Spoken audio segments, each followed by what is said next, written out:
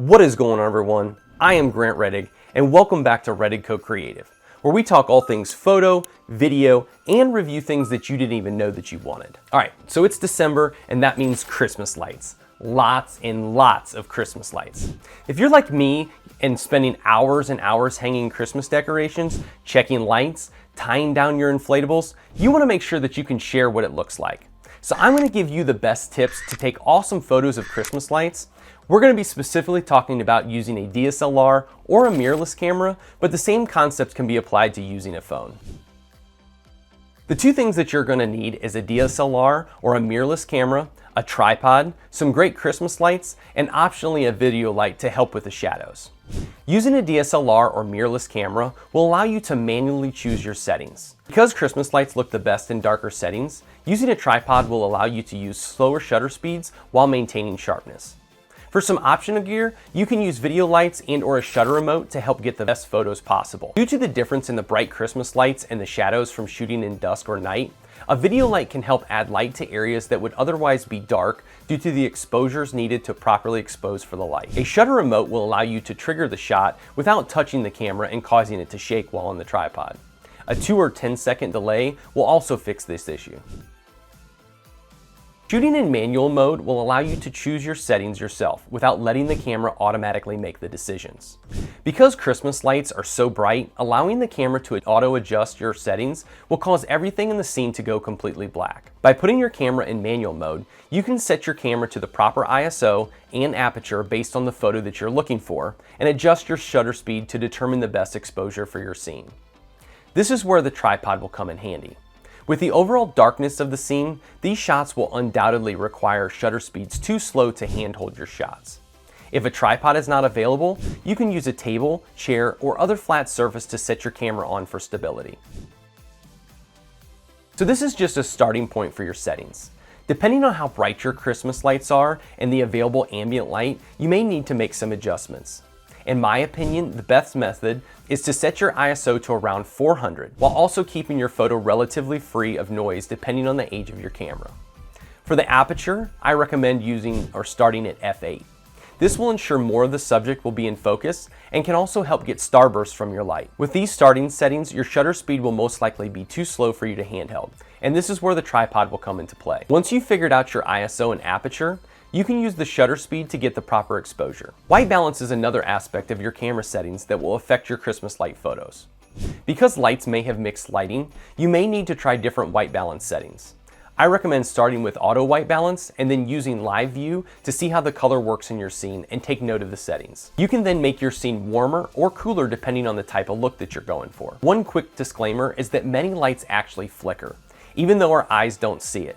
So you may notice in live view that these lights are flickering, and depending on your shutter speed, you may end up with a photo during the split second that they aren't lit. Unless you're inside with no windows, time of day is going to play a huge role in how your Christmas light photos turn out. In the middle of the day, the ambient light will be too bright that Christmas lights will not give the bright glow that you are looking for. Instead, the most ideal time is just after the sun has gone down, but prior to going completely dark. This is known as blue hour, and this is the time between sunset and dusk. This is the best time because there's still enough ambient light to brighten the shadows, but enough darkness to allow the Christmas lights to shine.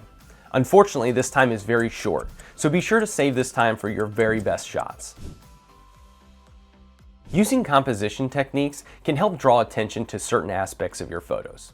If you're trying to highlight a special ornament, you can use lights as leading lines to draw your viewers' eyes to what you want. Many Christmas light displays or trees are very vertical, so you may need to shoot vertically or step back and include more in your shot to get everything in the frame. Using the rule of thirds can also help put the best aspects of the scene within the areas that viewers' eyes are drawn to.